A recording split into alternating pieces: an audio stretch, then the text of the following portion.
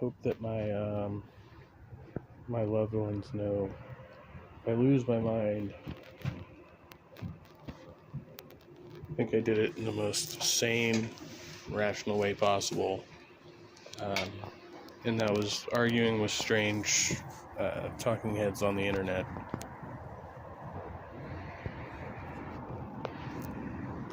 In order to dispute that, you'd have to dispute the law of excluded middle.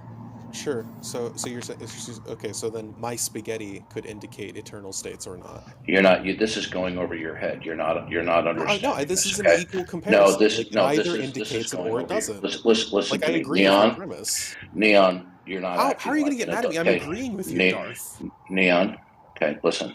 Do you accept the or statement as necessarily true? Yes, I'm telling you for the third time now. I agree with you. Okay, it sounds like you're okay. Well, then you're going to have to object to the law of excluded middle. Are you prepared to do that? What? Okay, not you, Neon. Not hearing. I don't know if you're not hearing me. Neon, act like an adult, please. Okay. Now, the other gentleman who objected, are you prepared to refute the law of excluded middle? I love the internet. I don't know who you're talking to. Nobody else was talking. Okay, so no, there was somebody else who objected. Okay, so if in the case that the temporal necessarily indicates the eternal, the temporal has grounds, metaphysical grounds for actuality and intelligibility due to the contextualization of and by the eternal. Okay, now you accept that, right? No, I don't. Except that things necessarily indicate the eternal. You would have to substantiate. This is like very simple. You would have to substantiate the claim. No. Listen carefully. No. Either it is. Listen carefully. The case that temporal states necessarily indicate the eternal, or not. So That doesn't. What the fuck? That doesn't make sense. How do temporal states indicate the eternal? Going to have to select one of those. I am presenting to you that because there are temporal states, the only way they could be temporal states is that they are contextualized metaphysically by the eternal. No, they're just contextualized by longer temporal states. Without the contextualization of the eternal, then they wouldn't be anything in and of themselves. Or they could not indicate the eternal, right? Yeah, you're not getting this. See, this is the problem I have. This is not very complicated. Yeah, you know what? Hey, Precept, would you please start server muting those people who are heckling and ankle biting? If you want to substantially disagree with me, step up to the plate. Yeah, but if you're going to do drive, you're not making the argument. You're not making the argument that things necessarily indicate the eternal. How do they do this, and why? Okay, I just explained it to you, but it went over here. Indicate the eternal. How do they do this, and why? Okay, I just explained it to you. There.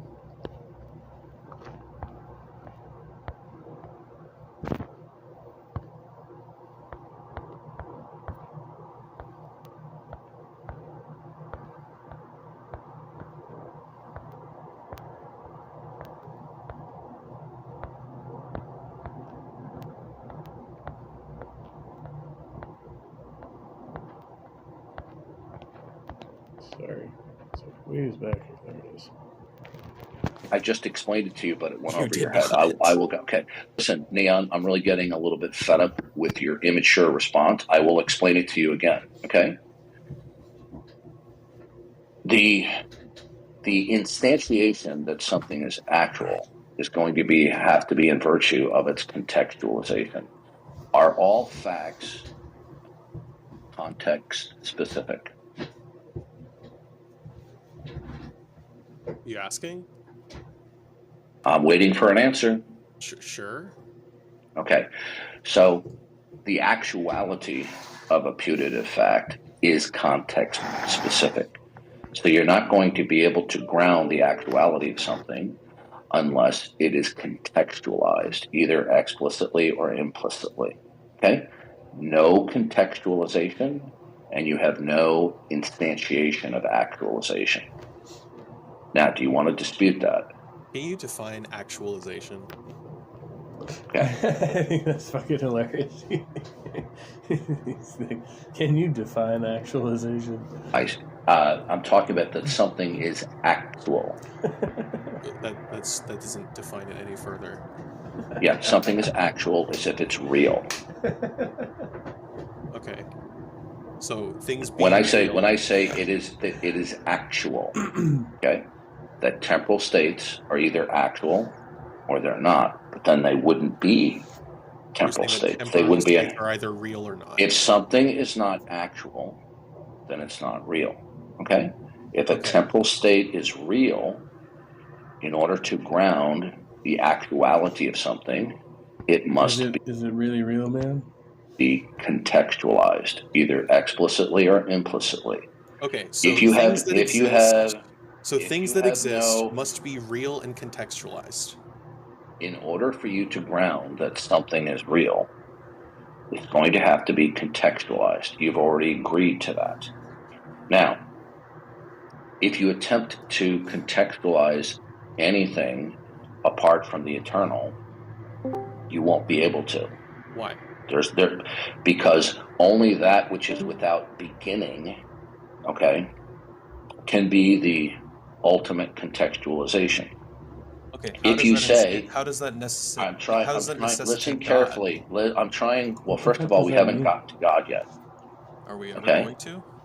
Okay. You know what? You have a bad attitude, and this whole time you've had a bad attitude, partly because you're uneducated and you don't understand what I'm presenting, and I've had to go over it multiple times. Okay. Now, I think my patient, listen, Neon, my patient, listen to me.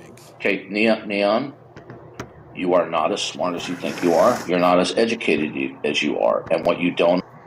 That's funny because, everybody, Darth claims to be like this, as if he's educating people. Right, but his first thought is well, you're not educated enough to understand what I'm saying. Well, then clearly you're not explaining it, in simple terms, or even comprehensible terms to a reasonably educated person. Understand, you sneer at, and you are not responding to me like an adult. Pot calling the kettle black. Okay, if I've ever heard Precept, please mute Neon. We're done with. Behave like a little child. You're going to be treated like a child. Really? I don't mind people respectfully disagreeing with me like adults, okay? But you're not doing that, okay? So I will continue with somebody else, okay? I have a question for Darth. Hold on a second. When you act like a child... 80%. Okay, mute this person. Really? I have a question for Darth. Hold on a second. This is not a room for ankle biting or trolling or catcalling. If you want to disagree, you are going to do it in a mature adult fashion. Otherwise, you will get server muted. Okay? Now, there was somebody else who wanted to make an objection? No, not you, objects. Just wait a second. Yeah. Okay. So, when I present my line of reasoning, it's either people don't understand it or don't want to understand it. It's usually the latter. And then they just start quibbling, okay? Without invoking that which is eternal, that which is without... They don't understand it or they don't want to understand it. Yet they argue against you, and you simply repeat your arguments or rephrase your arguments. Beginning. To contextualize those things that do begin, then what you're going to have to offer is either an infinite regress, which is simply untenable, undefendable, and it's not coherent, okay? Or you're going to have to say that temporal states come into existence for no real reason at all, which would mean they're not... I've actually heard the argument made more recently to be why would you deny infinite regress? Why can't you imagine a universe with an infinite regress capacity? Because it's so incomprehensible. Contextualized. Okay? So the only way to ultimately contextualize temporal states is by a reference to that which is eternal without beginning. Hello, Missing Mug. Good to see you. Okay. Now, does anybody else have objections or questions? Usually. Okay, what did you want to say, objects? So, when you say actual, I understand that only because I believe in things like being, the eternal, things like this. Now, atheists have a very difficult time with concepts or facts like being or things like this and actual. And so when you're talking about actual, when I talk about it, it's sort of a metaphysical thing which can explain physical things and temporal events, right? The act of being can cause temporal events. In your experience, what do atheists consider actual? How do they define actual as divergent from you? Well, they're usually materialist, okay, or physicalist, and so they believe in a world of monism, that there's just one world, okay, as opposed to, let's say, the creator-creature distinction, where there's God and his creation. And they just believe that there is an innumerable or unimaginable number of particulars that just behave in a certain way where there are emergent properties. Okay, just this hierarchy or cascading emergent properties. That's why most of them will, stupidly invoke that what is fundamental to everything is just energy. Stupid and unreasonable claim that everything we observe exists on like one plane of reality, and anything that exists necessarily, like in your worldview, exists outside of this existence in like a place of special existence.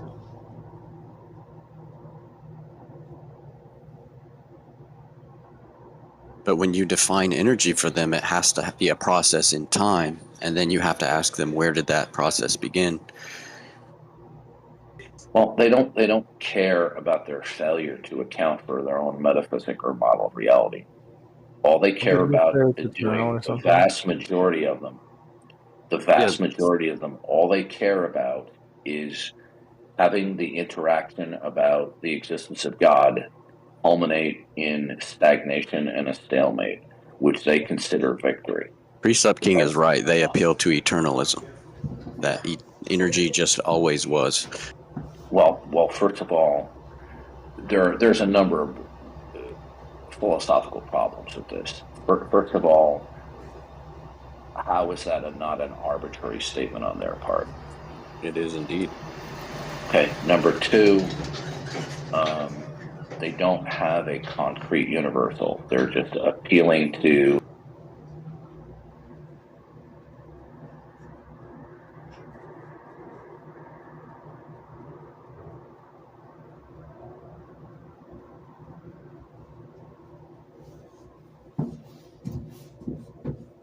Sorry, I got disconnected there for a second. 13 minutes might be a good time for a pause. Still disconnected. I'm coming, fuck on.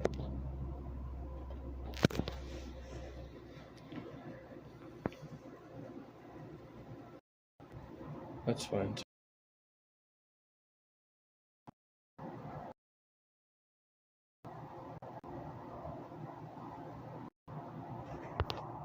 It's having trouble reconnecting.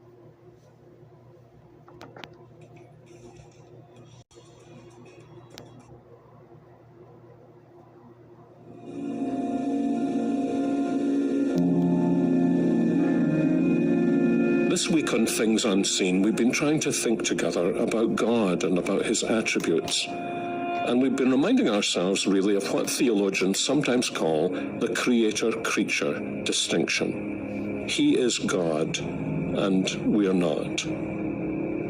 I've always remembered our principal classics master in high school telling us that when a Roman general was given a triumph after a great victory and then rode into Rome with his troops and the booty from the victory and the prisoners following behind. Like, I want to point out, like, one of my favorite arguments that comes from from the Christians is like, you know, well, you're not God, are you? And it's like, okay, like, weird flex, bro. They always put a slave in the chariot beside him who would say repeatedly the two words, homo es, you're only a man. You maybe remember that Paul actually says that to someone who was arguing back with God because he couldn't understand what God was doing. Who do you think you are, O man? And when we speak about the infinite greatness of God, the fact that he is far, far beyond us, far beyond our being, far beyond our understanding, we have this tendency, I think, birthed in the Garden of Eden, to try to bring him down to our size, so that we can think of him basically... You never know, I might be. ...as somebody just like us, perhaps a little bit bigger, and we want to be that big. But God isn't fucking Bruce Almighty over here or something like that. He's the infinite one. Incidentally, this is why Christian doctrine, Christian theology, and perhaps especially the doctrine of God is so very important. Its beauty lies in this. By instructing us about him, it humbles us. And in humbling us before God, it can then exalt us into his presence so that we develop an increased sense of wonder that we can speak of him and even speak to him because we know him. Our sense of privilege depends on our sense of his greatness. But what do we know about God? Well, if you've had any exposure to Ligonier's ministry, you'll know that its purpose is to make God known in all his holiness. God is holy. Indeed, both in the Old and New Testaments, we hear heavenly creatures praise him as thrice holy, intensely, holy, holy, holy, holy to the ultimate power, as it were. But what do we mean when we speak about the holiness of God? Well, we often and rightly say that the word holy in the Bible means something like separate or cut off from. Although you'd probably be surprised at just how much discussion there has been among scholars about the derivation of the word holy. But it's certainly true that at least one major implication of the word is the idea of separation from sin. Remember Habakkuk's words? God is of purer eyes than to behold iniquity. So in other words, like, free of, like, evil, right? Because sin is equated with evil, so, like, any evil. We're so used to sin that we find holiness difficult to imagine. But let me put it this way. We used to live in a part of the United States that was really hot in the summer months. I maybe felt it more because I'd spent the first 30 years of my life in a country where it was a heat wave if the temperature got above 50 or 60 degrees Fahrenheit. Usually, I didn't really notice the color of grass in the United States until I was coming into land in a Scottish airport and looked out the window and felt that the deep, deep greenness of the green grass was so dense it was pulling out my eyeballs. The grass I'd left behind was a kind of browny shade of green, but this was greenest green. It was green to the power 3. It was green, green, green. It was green without brown, green separated from all brown. And in a way, God's holiness is like that. It's like light that never varies, light without any darkness, unimaginably bright light. God's holiness is like really, really green grass, really, really bright light. Light brighter than the sun, deep, intense, bright light. That's the reason Malachi says that when God appears, no sinner can stand the day of his coming. God's holiness is intense holiness, meaning that his presence is unbearable to anything that's even tinged, never mind deeply tainted with sin. Oh, okay. See, I was gonna say, like, it was like, okay, so you gotta be like totally sinless because you gotta be like in his presence, like in heaven, right? I think that's also why when Isaiah, who was surely a holy prophet, when Isaiah encountered the holy God, he felt he was actually disintegrating. Don't you think there's something telling about the fact that the man who expresses the most exalted views of God of any of the prophets is the man who felt himself coming apart in the presence of God? What's my point today? It's this. God's holiness is overwhelming. In his presence, we feel we're disintegrating. And yet often that's the first step to coming to know who he really is, that he really is God. Well, that's some food for thought for today. But we'll need to keep thinking about that tomorrow too. And I hope you'll join us then. It's so strange. Like, oh, if you're in like God's presence, then you start like disintegrating because you're like gonna be made whole by the Lord eventually after you disintegrate. I feel like I've watched this one. Notice it doesn't say absent from the body is present with the Lord. Doesn't say that. Never has, never will.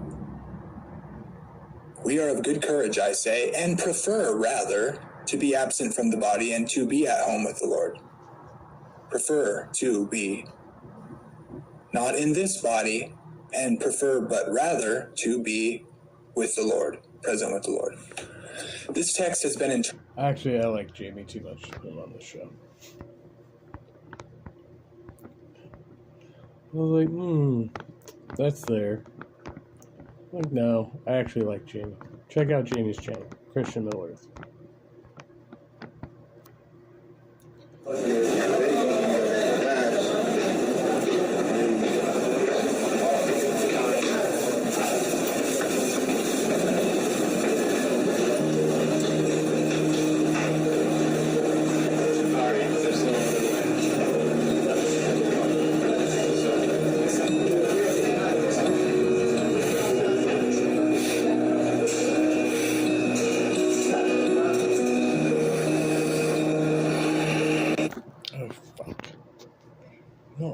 I was looking at a wall and how the bricks were arranged, and I thought to myself, you know,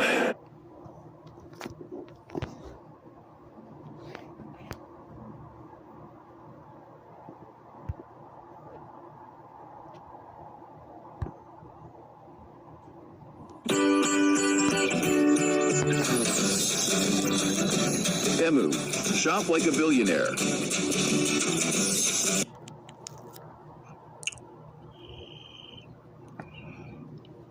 TikTok, time to rock. Good. Are you still messing with your camera, man? Messing up my intro? Yes. Wearing a, what is that, a green rapper's jumpsuit from like... We might feature the shovel. 1988?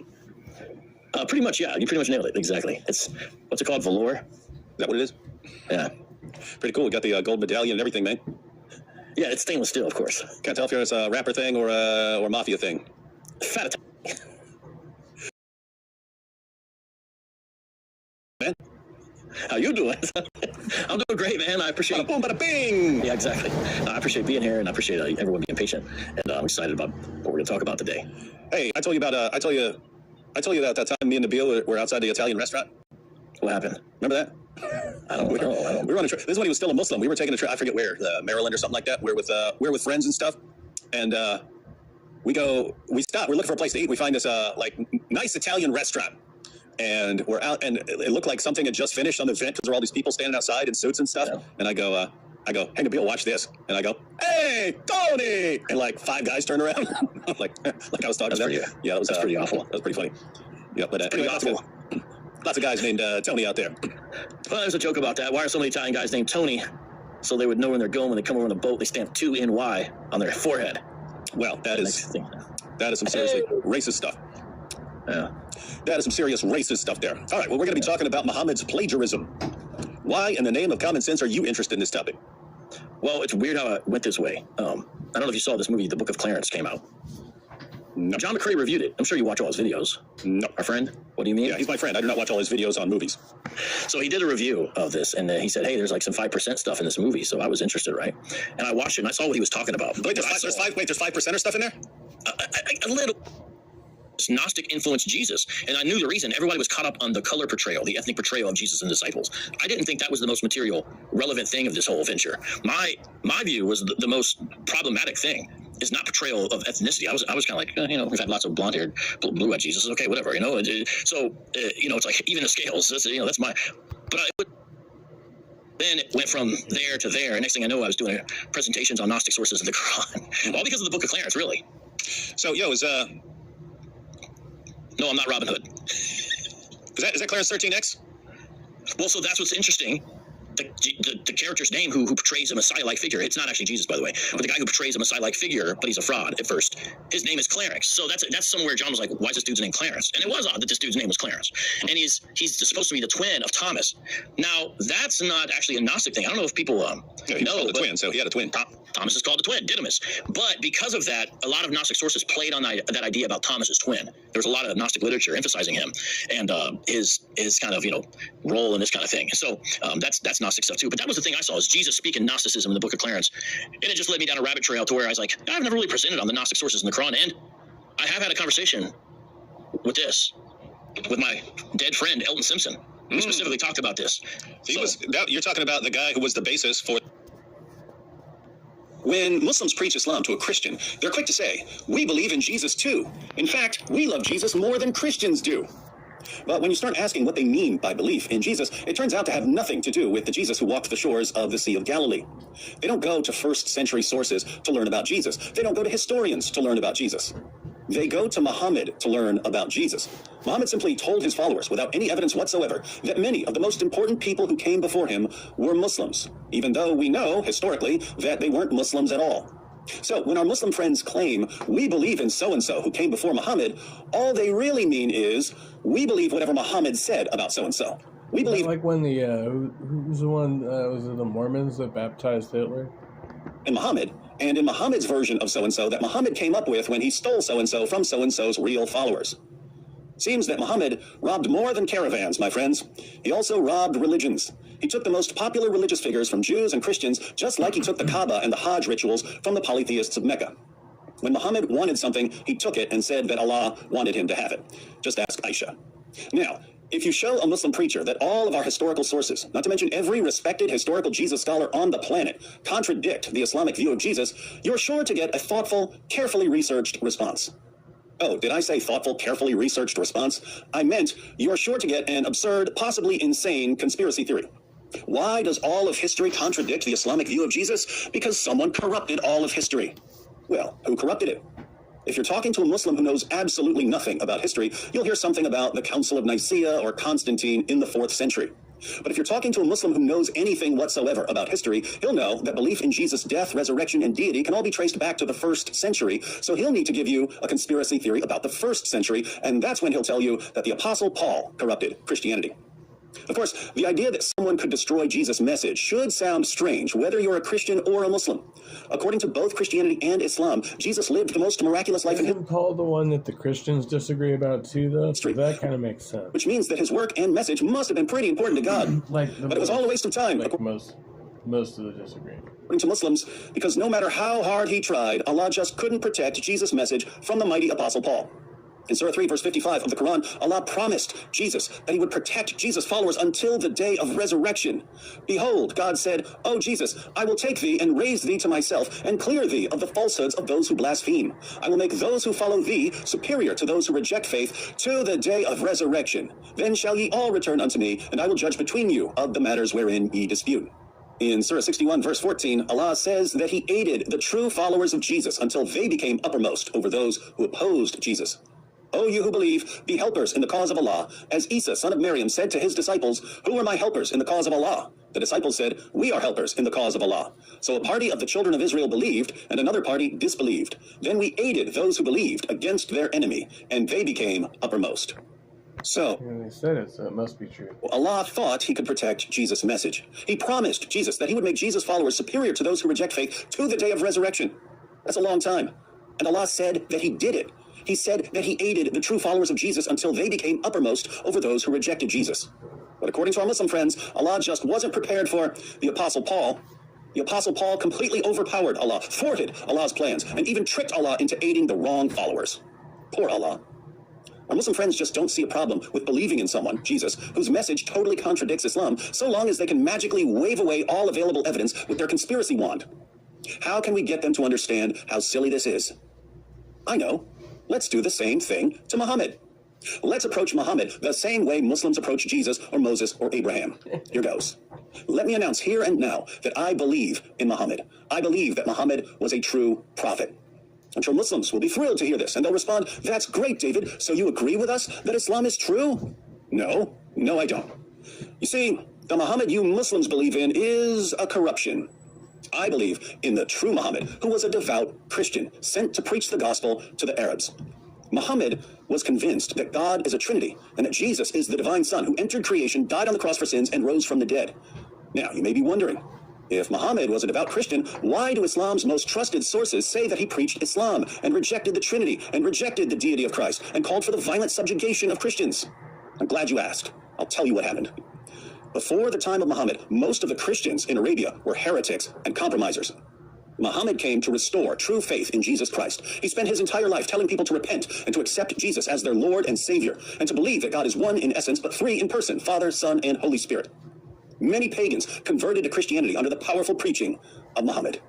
Before he died, he gave his followers the Quran, which, in its original uncorrupted form, was simply an Arabic translation of the New Testament. We can still see remnants of Christianity even in the corrupt version of the Quran that Muslims have today.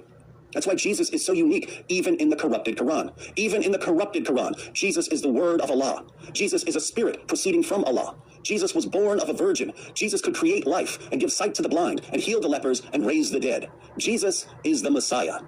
And even the corrupted Quran tells Christians to judge by the gospel. Let the people of the gospel judge by what God hath revealed therein. If any do fail to judge by the light of what God hath revealed, they are no better than those who rebel. So, if the Quran was originally a Christian book, what happened? Well, there was a villain, an evil,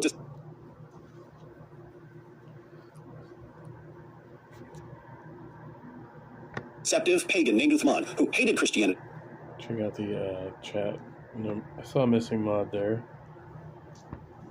Oh, missing mod so far. Hello, lurkers. Good to see you. And who didn't know Muhammad, and who worshipped Allah, one of the many pagan deities of Arabia. After Muhammad died, Uthman decided to destroy everything Muhammad had worked so hard to accomplish. The diabolical Uthman realized that the best way to destroy Muhammad's work would be to become a wolf in sheep's clothing and to infiltrate the Christian community in Arabia. So he pretended to be a Christian, and his deception was so convincing that he eventually rose to a position of leadership. Charles Manson said he was a prophet and he had followers. True that. Once he was in charge, Uthman ordered all of the Christians in Arabia to hand over their copies of the Quran, i.e. their copies of the Arabic translation of the New Testament. Uthman then rewrote the Quran, turning it into a book that denies the core teachings of Christianity. And he forced the Christians of Arabia to believe in his... Though, I mean, you know, like the Jesus dude is way more batshit, because like Muhammad, I don't think like ever said he was God. Like the Jesus dude said he was God. So if you're going like for who's the crazier one, I mean, it's definitely Jesus. Corrupted right? Quran. Muslim historians remembered what Uthman did, although even that story was corrupted.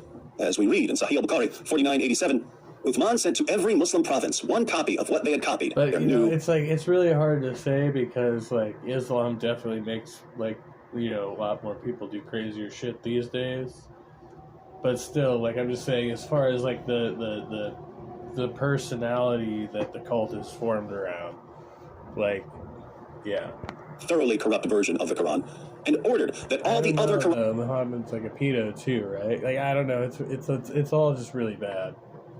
Materials, the true original Christian Quran, whether written in fragmentary manuscripts or whole copies, be burnt. So, the Islam that Muslims believe in today isn't the religion that Muhammad preached. Muhammad preached submission to Jesus Christ. Uthman corrupted this message by claiming that Allah is the only true God and that Jesus was a mere prophet of Allah. He did this in order to degrade Jesus and to keep people from believing in Christianity, the religion of Muhammad. And that's how Muhammad's powerful Christian message was transformed. Aren't Allah and Yahweh the same dude, though? Like, they're talking into anti-Christian propaganda by a wicked pagan deceiver. Now, how can Muslims refute my theory? They can't appeal to the Quran, since the Quran of today was corrupted by Uthman. Nor can they appeal to the Hadith or the Sirah literature or the commentaries, since all of these were written after the time of Uthman. Muslims can't even say that Uthman was one of Muhammad's companions, since I hereby declare that Uthman simply wrote himself into Muhammad's life to help establish his own authority. Isnad criticism is irrelevant, since later Isnad critics were under the influence of Uthman's false teachings. I conclude that Muhammad preached Orthodox Christianity and that Uthman was the true founder of what's now called Islam. Perhaps we should start referring to Islam as Uthmanism, since it comes from Uthman. If any Muslims would like to debate my theory, I would be happy to defend my claim that Muhammad was a devout Christian. All I'll need to do is use the exact same methods that we've seen used by Zakir Naik and Ahmed Deedat and Good morning. Good to see you, Sh. Them damn wicked pagans. Yeah, they always blame the pagans. Mir Ali and Muhammad Hijab and so many. And like everybody like is either a pagan or a Satanist, like including atheists, like people who don't believe in any of that shit, like are lumped into the same category. Others. Which is pretty funny. What better way to twist and distort history than by using the methods that Muslim debaters use to twist and distort the history of Jesus? So, how can Muslims respond when I say that Muhammad was a devout Christian? The only possible response here from Muslims would be to reject the methodology I just used to claim that Muhammad was a devout Christian. They'd have to say, David, it's silly and irrational to throw out facts of history by asserting that someone corrupted all of the evidence. But how can they say this when it's exactly what they do with Jesus? The historical facts about Jesus don't line up with Islam, so the historical facts must have been changed by Paul. Fine. The historical facts about Muhammad don't line up with Christianity, so the historical facts about Muhammad must have been changed by Uthman. See how easy this is? If you want to steal everyone else's guy, we can steal your guy, even though we really, really don't want your guy. So, spread the word, Christians. Muhammad was a devout Christian whose life and teachings were corrupted by the pagan Uthman. There's absolutely nothing Muslims can say or do to prove otherwise without thoroughly undermining their own methodology. Does all of this sound ridiculous to you, my Muslim friends? Does the mental gymnastics routine I just performed seem like a joke? Well then, now you know how we feel when we have to sit here day after day, week after week, month after month, year after year, listening to you do the exact same thing with Jesus and Paul and the Bible. And all of you guys believe in invisible men in the sky. But I'm the crazy one.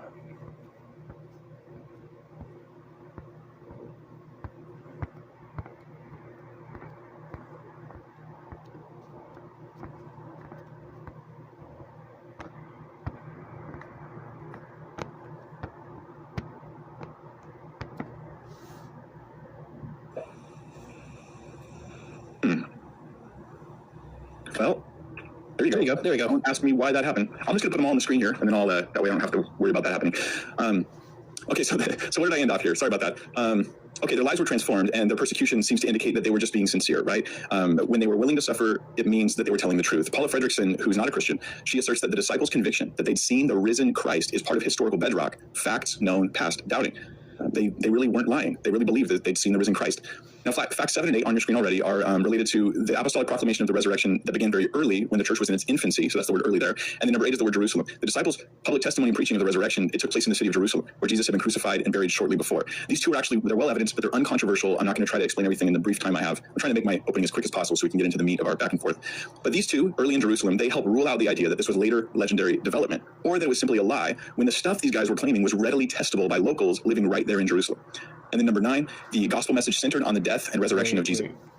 So he means that they could go and visit an empty tomb. That's the corroboration, right? Like, that's the test. Like, that's not to say anything about actually seeing a dude rise from the dead. It's just going to a grave and finding out that there's no body there. Christ. That's the measure, the criteria that we're going. Center of the gospel message. That's what that word central on your screen. This is just to say it hurts the legend theory. Remember the negative impact the crucifixion had on Jesus' followers? We actually have support on this from Tacitus, who says that when Jesus was crucified, it temporarily shut down the movement. And then it suddenly exploded shortly thereafter and spread throughout the known world. And this is from a non-Christian historian. We're getting this data. So this is what would happen, but you'd expect the movement to die, but it suddenly explodes. This hurts the legend theory because some think the church started the belief in the resurrection, but the evidence from history seems to indicate it's belief in the resurrection that started the church. It was the events around the death and resurrection happened before the church exploded. Maybe I can put it that way. And then number 10, Jesus' movement was characterized by religious significance. That's the word religious there, which might seem odd to see on your screen right there. Jesus, though, it's generally accepted, Jesus was a miracle worker. Jesus was an exorcist, and Jesus saw himself as, quote, God's eschatological agent. This is not controversial, right? This means Jesus thought he was fulfilling prophecy. That's what that means. He thought he was fulfilling prophecy. And when you look at Psalm 22, Isaiah 53, it looks like Jesus did fulfill prophecy. I mean, just read them on their face. I've read Isaiah 53 to people, and they thought I was reading from the New Testament. It's remarkable. And the specific points of these prophecies relate to the confirmed facts of history, the death of Christ. So what I'm saying here is if you're going to say, okay, fine, Jesus rose, but don't tell me God did it, I'm going to tell you the religious context in which Jesus died and rose indicates that it was God who did it. And we can talk more about that in the discussion back and forth. Number 11 is James. Oh, and I don't have on your screen Paul, but I'll put him up there in a minute. James was the brother of Jesus, and he was a former skeptic who did not believe in Jesus when Jesus was walking the earth, which is embarrassingly admitted in multiple places in Mark as well as John. However, after the resurrection, in Acts 1:14, he's with the apostles, he's there gathered together, he becomes a leader in the early church, he actually becomes an apostle. And in 1 Corinthians 15:7, Paul, who knew James and met with James, he declares that James saw an appearance of Christ and that this is part of the bedrock foundation of Christianity. Gary Habermas, an expert in the historical Jesus studies, especially around the resurrection, he says that the majority of critical scholars writing on the subject grant the conversion of James as a result of what he perceived was a post-resurrection appearance of Jesus to him. Mike Lycona says there's a significant heterogeneity within this group that includes atheists, agnostics, cynics, revisionists, moderates, and conservatives. So this isn't such a controversial claim I'm making here. I'm just saying that yeah, it happened. All right, so I should have Paul on your screen there. I'm not sure why I can't get that, but I'll put Paul up here. Number 12, within a few years, Paul, also known as Saul, the church persecutor, he becomes a Christian due to an experience he believes was an appearance of the risen Christ. We have Paul's own testimony for this in the epistles, and he suffered greatly for these things. Now, these facts that are on your screen, none of them are miraculous. They're all well evidenced. They all have majority support across scholars of differing worldviews. This should give us a good, reasonable common ground for what happened in the first century. You have 5 minutes, just let you know. I think the claims are miraculous on their face. You're okay. Well, all right. On their face. Watching my timers. Yeah. We'll go beyond that if we need to. Okay, thanks. So the question is, what is the best explanation for all this evidence? Right? Like, let's just think as a detective. If you're going to try to explain all this stuff, what explains it? The resurrection is obviously a decent explanation for this evidence. The disciples were in a position to know the truth. They held to it under persecution. The key elements around the story are confirmed. The resurrection explains it. But then what about alternate explanations? How about conspiracy? Some people put up conspiracy as a possible explanation. I don't think that conspiracy works because it, as you can see on your screen here, it's simply, or you will see, I keep having it lose my, I apologize for that. I did test this. I promise you. Okay, there we go. As you can see, conspiracy theory, well, it breaks the idea the disciples were sincere. It doesn't explain why they went from lost hope to preaching the gospel. It doesn't explain the Jerusalem factor or James or Paul being converted. It doesn't explain too many of these factors. Hallucination, it gets even worse. Hallucination doesn't really explain these either. In fact, Dr. Gary Sipsey, he says he surveyed the professional literature on hallucination for 20 years worth of research, and he couldn't find a single documented case of a group hallucination that might account for these things. Not only this, but hallucinations of lost, dead loved ones don't result generally in people thinking they've risen from the dead. It just doesn't seem to make a lot of sense. And so then we can get to other theories, like legend. Legend is actually growing in popularity online, but the problem is you're just denying all of the history unless you have a really nuanced version of legend. And this is where I say, you know what, let's have a different conversation about how history is done and about why we should, have these facts in the first place. But the legend thing seems to be the laziest and most irresponsible solution to the problem. But now here's where I hit a roadblock, because there's a group of, there's group accounts. You add hallucination plus legend plus confused. I almost forgot to mention this one. This doesn't work because you're just adding the problems of hallucination to the problems of legend to the problems of confused. Each of these will be refuted by known facts, and that's why they don't work when you add them together. And this is why none of these things, conspiracy, legend, swoon theory, hallucination, yeah, exactly, or a combination of them, none of them have gathered any support, scholarly speaking. They just don't get support. Scholars generally, when they hit this, they just don't comment on what these facts explain. They'll agree to them, but not. People will lie when it supports their, when it, serves their purposes. Tell you what they mean. They will not endorse any of these solutions because they just don't work. Some people will take different tactics where they'll just have ways of saying, who cares? The Gospels contradict. My case right now is not based on the idea that the Gospels don't contradict. This is just a red herring. It has nothing to do with my current case. We're examining the New Testament documents as separate documents written in the first century. We're asking, how do you explain these things? So I don't think the Gospels contradict, but it's not relevant to the discussion. Others will just say things like, I've heard Matt share this several times, that he's not convinced. I'm just not convinced. And to this, I just say, my job isn't actually to make someone be convinced. It's to present a reasonable case. Your job is to get convinced by reasonable cases. So I'm not convinced that someone not being convinced is a reason for me to not be convinced. Ultimately, what it frequently comes down to is saying no evidence could ever convince me. And this is something Matt, at least in the past, maybe not today, but in the past, he said over and over again that he can't even think of potential evidence that could convince him. I could have video footage and DNA, and there could have been a laboratory, but it still wouldn't matter. It wouldn't be that he's going to believe in the God of the Bible, that he raised Jesus. And please correct me if I'm wrong on that, Matt. That's just what I've gathered from watching your previous discussions. There's other ways of saying evidence doesn't matter. Bart Ehrman does this when he says historians can only establish what probably happened in the past, and by definition, a miracle is the least probable occurrence. This is what we call circular reasoning. In other words, the evidence doesn't matter.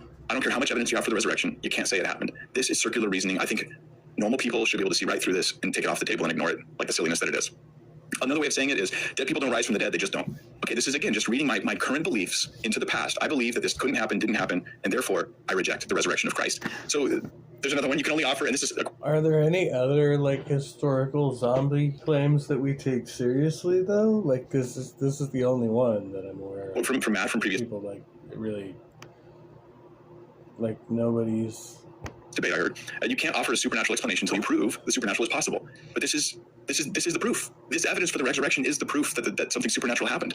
So what we're doing is we're saying the evidence won't count until you have evidence to prove the thing. But geez, does anyone else see this? This is circular reasoning. I'm ruling it out. I'm not looking at the evidence. So these are ways of avoiding the evidence. And that's all I've got for the screen share part of it. Let me, how do I stop screen sharing? Did I do it? Okay. You're great. Yeah, you're good. All right. I'm trying to be as quick as I can. I would love and hopefully for the rest of our discussion to be focused on either, taking these facts and explaining why we accept or reject them, or explaining what they mean when you add them together. They point to the resurrection of Christ. And I'm hoping that we can say that because there is a resurrection of Jesus-sized footprint in the first century. And you look at it, and the more data you get, because this is not just the 3 facts or 4 facts, right? We've got a lot of data here. The more data you get, the more it looks like Jesus rose from the dead. Oh, wow. Amazing. Get off me, you fucking moth. Sorry, I had a moth trying to attack me. To a unimaginable or a myriad of discrete states, okay? But that doesn't tell us that each discrete state is itself immutable in any respect. It's invariant, okay? So they're still dealing with a chance world, okay? Now, because they're made in the image of God, they can't help but think in a manner that God ordained that each of us think foundationally. But they don't want to attribute these fundamental parameters of existence by which we think, okay? His spirit went with his body astroplaned to heaven. Oh, yeah, no, they're not talking that fast. I've got these sped up so we get through them faster because you can only really, like, endure this type of thing for so long. It's like running a marathon. God.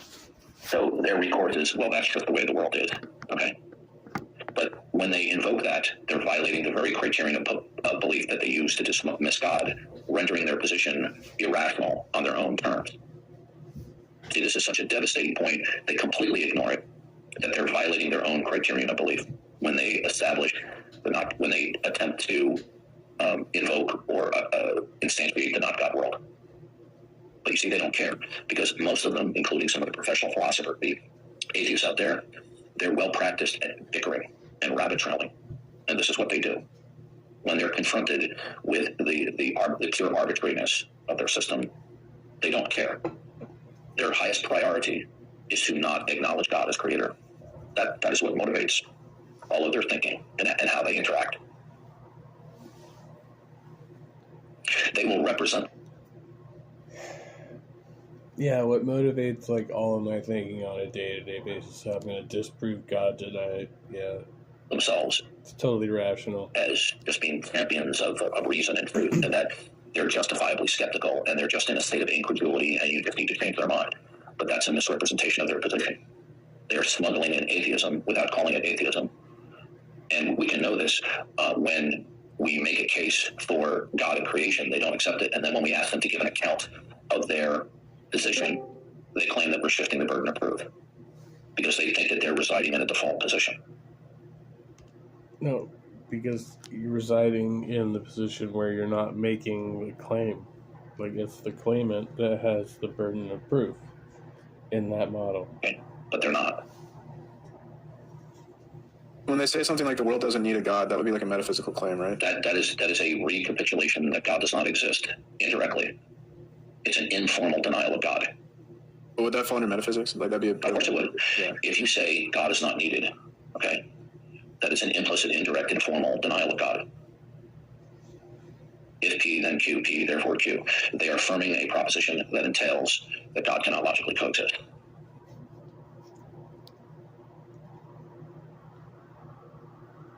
Yep. Okay? That's why most atheists will not actually defend the universal negative that God does not exist.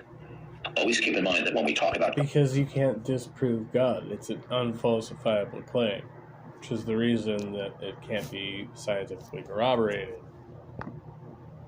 God, we're talking about the creator-creature distinction, in that we have God who is eternal, and everything else is temporal, derives, and depends upon him. Okay?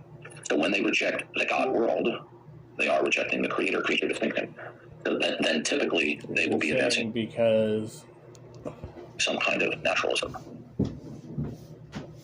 And then when you try to dumb it down for them, they start nitpicking, they start rabbit trailing, they start becoming rude and obnoxious, like we just saw earlier. Okay. So I said the temporal necessarily indicates the eternal. Okay. Now they're smug and just think, well, I don't accept it. Okay. So then the temporal states, which they consider to be actual, have no metaphysical contextualization. Because if the temporal don't ultimately indicate the eternal, then what foundationally contextualize it? Right, because science,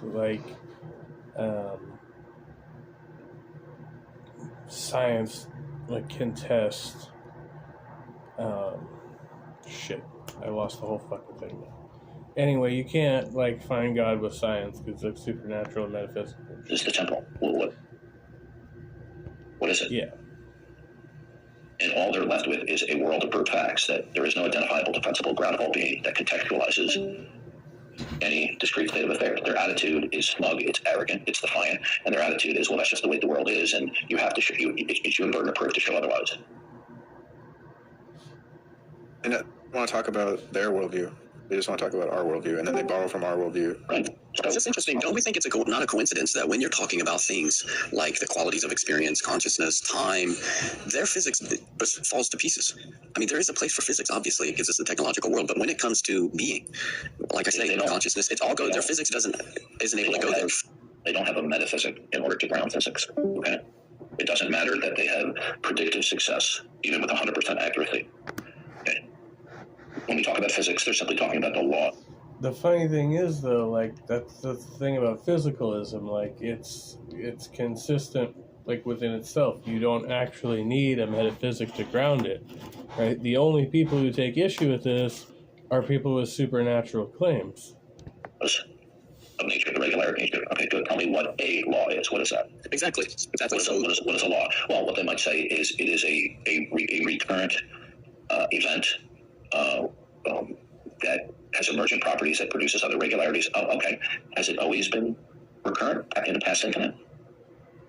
Did it begin to exist? Is there something that is imposing that regularity and sustaining it in regularity? Is it self-contained, unconditionally non-dependent, or are any of these laws themselves derivative and dependent? They get very frustrated when this line of questioning is being presented because they can't answer it. And so what they can't answer, when they realize that their position is being shown to be utterly and completely absurd and arbitrary, then it's time for them to cheat. And that is to try to rabbit trail. Sure, the Earth will have an endless supply of food. The Earth is infested with zombie vegan immortals.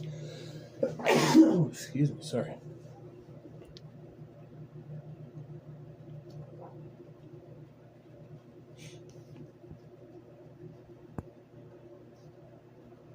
Witnesses say that when the second coming of Christ happens, the dead will rise from the graves, getting a second chance to live a more devout life, and those who are still alive now live on Earth.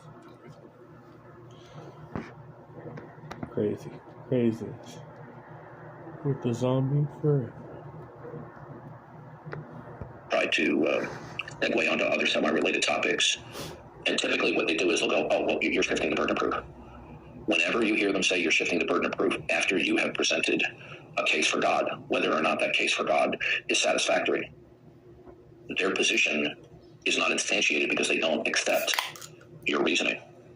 So, for example, Kai Nielsen, an atheist philosopher who wrote the Atheist Entry in the Encyclopedia Britannica, stated in one of his books, and you can look this up, all of the reasons for God might fail, but it still might be the case that God exists. So their non-acceptance of rationales for God's existence does not ipso facto establish rationally the not God world. Now, I think it's very important that when we discuss these issues, when we talk about God, that we refer to it as the God world versus the not God world.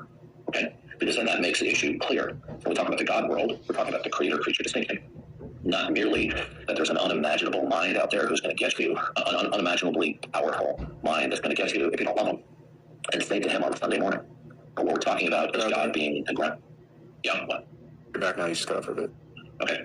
So what you will see routinely is the atheists, when an effective, simplified biblical presuppositional defense of the existence of God is presented, then they just play little children's games at the cafeteria table, and they're shameless about this. So the case for God, that God is the ground of the laws of logic, including everything else, is that the temporal necessarily indicates the eternal, and it could only do so if and only if the eternal was God and had the attributes to make the temporal indicate the eternal. Now, they have two options if they don't accept that. They're either going to have to accept that the temporal indicates the eternal, but that the eternal is not God, or they're going to have to take even a worse position, that temporal things are not contextualized necessarily by the eternal, but then the temporal things wouldn't be anything at all, because there's nothing to contextualize them. Is this sort of like the idea that for there to be cold, there needs to be hot to contextualize like what cold is? Is it kind of like that? Not really. Well, I'm going to say tentatively no. Okay. What I'm saying is that you'll notice that when I said to that punk, are facts context specific? Well, he's not so stupid and uneducated where he was going to say no. So he agreed to it. But if facts are context specific, that means any fact of a temporal state would be specific to its context. Damn, he has like all the heavy cleaning products over there. Anyway, was he talking about cold and hot? Yeah, no, there were a couple of interesting things I was thinking about there, like as far as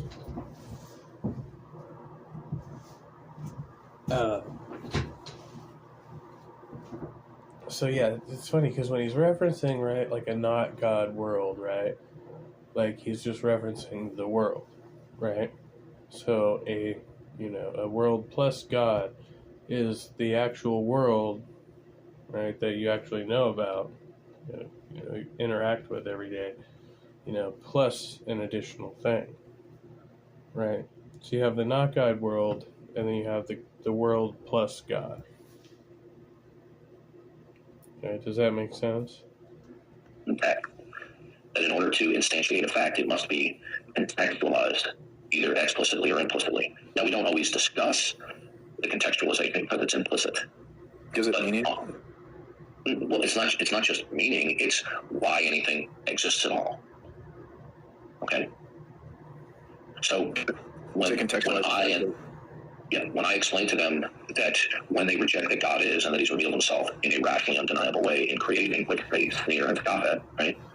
They've now placed themselves in a chance ultimacy. In other words, a chance ultimacy is a world where anything can be, anything can happen at any time, because there is nothing identifiable or defensible that singularly dictates all states of affairs.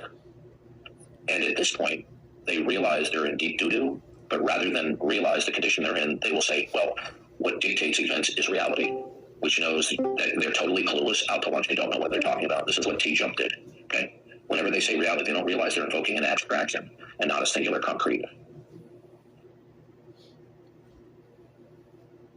And by the way, if you want to know where I got the temporal necessarily indicates the eternal, it's a philosophical representation of Romans 1.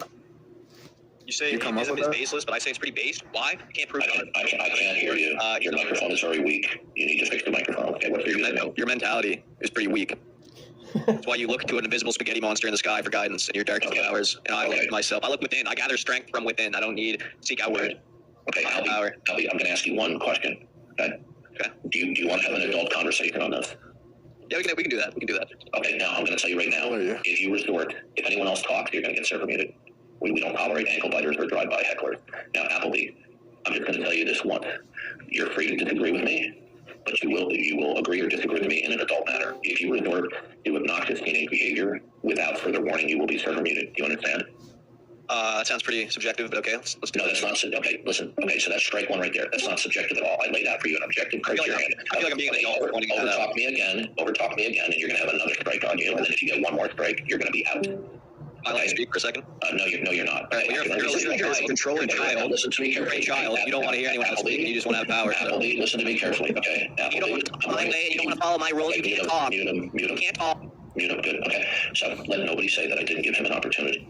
To listen. He's an arrogant little teenager who knows nothing. All he knows is the flying spaghetti monster routine, okay? And you'll notice that he left instantly after meeting. He's just a drive-by, okay? Little drive-by teenager. That was pretty obvious immediately. I think he made it known. But you'll notice that he was a pathological liar because he agreed that he was going to conduct himself in an adult manner. And he didn't. My audio cut out. Sometimes I have to leave and rejoin because I lose audio. It's really, I don't know, it's like a bug or something. Okay. So we defend God's existence by an appeal to God's revelatory action, whereby he discloses himself in and through creation. Now, we can do that through a philosophical representation of what God revealed. So in Romans 1, it says, ever since the beginning of the creation of the world, God's eternal powers. You said, so wait a minute. So chattel slavery is the definition I gave. It's allowed and endorsed, and you think it's totally fine. It's moral. If your definition of chattel slavery is just owning someone, what was it? How did you define it? It was just a fast and loose definition? It wasn't a fast and loose definition. Wait a minute. It wasn't a fast and loose definition. It was a very specific definition, one that you weren't able to give. You gave like 2 or 3, and one of them had to do no, I didn't. I gave one. Of the 1600s to the 1800s. No, during the transatlantic slave trade. That's incorrect. I never. No, it's not. God, you are so disingenuous. I'll read it again. Let me read it again. Yeah, read it again. Hold on. Let me look. Let me find it. Hold on. Just give me a second. Is this the part where the person that you're in contract with is your money? Is that the part? Here's the definition. They don't know. Here's the definition. Chattel slavery is a system which allows people considered legal property to be bought and sold and owned forever. Now, the full thing that I read to you earlier was this: the system which allows people considered legal property to be bought, sold, and owned forever, and was lawful and supported by the United States and the European powers from the 16th to 18th centuries. So that little add-on. Yeah, wait a second. That add-on at the end doesn't mean anything with regards to that. Chattel slavery only refers to something that occurred between the 16th. That's not what it means. That's not what it means. Read it then, because see, when you added that on, that's the implication that this definition is referring to the transatlantic slave trade as chattel slavery. And that's how I've always, when I was in school and was taught what chattel slavery stuff, it was always within that context. So now I understand that. Again, without that little caveat at the end. Chattel slavery is a system which allows people considered legal property to be bought, sold, and owned forever. What's wrong with that? Yeah, well, I don't see what's wrong with it. Yeah. Okay, so you have no problem with enslavement. So Tiffany, you don't think there's anything wrong with chattel slavery? I'm asking him, since he's an atheist, what is his moral standard even if he can even say something that's wrong according to the Bible? I'm not talking about that. We're just trying to settle on what the definition is. Because what Jason and I were supposed to have a debate on this, and again, just like the last time I debated Tom Rabbit on this, he moved the definition 3 different times before the debate ever happened. So what I'm trying to figure out is we can't keep moving the definition of chattel slavery over and over and over, and that's why I said let's use Aristotle to define it. That way, Dr. Josh can't argue against Aristotle. Aristotle's definition is not sufficient. Actually, it's far more sufficient than any of this. Well, it's more sufficient than what I just read? Yes, definitely more sufficient. Wait a minute. I read you a one-sentence definition that I think is very encompassing of chattel slavery. Do you not agree with it?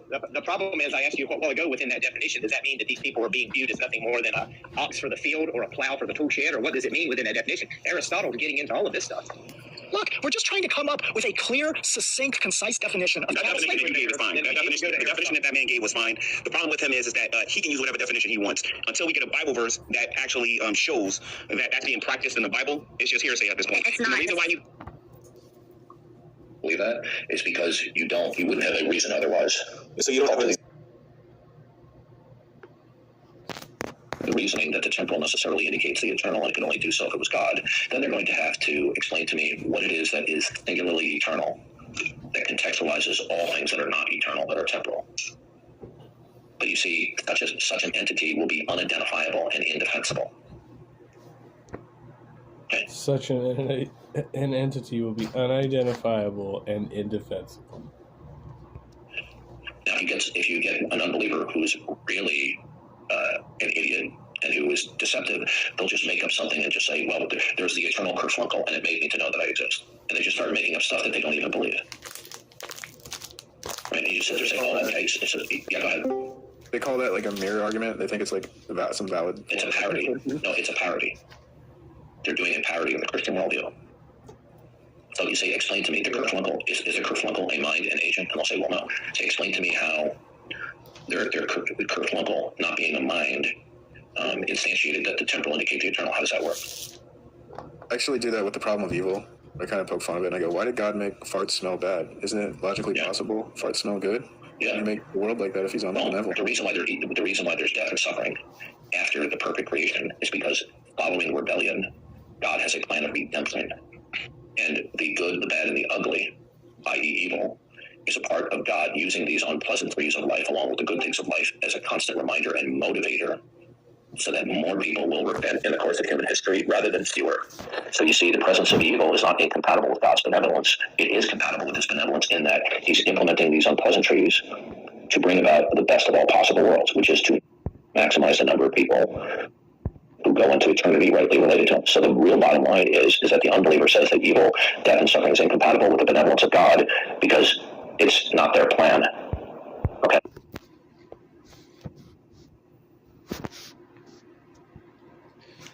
Yeah, funny, not funny. And I think on that note, yeah, I've reached my limit for tonight here at the Apologetics Sh. Evil flatulence. Much love, Missing Mod and Share, and everybody else lurking inside chat.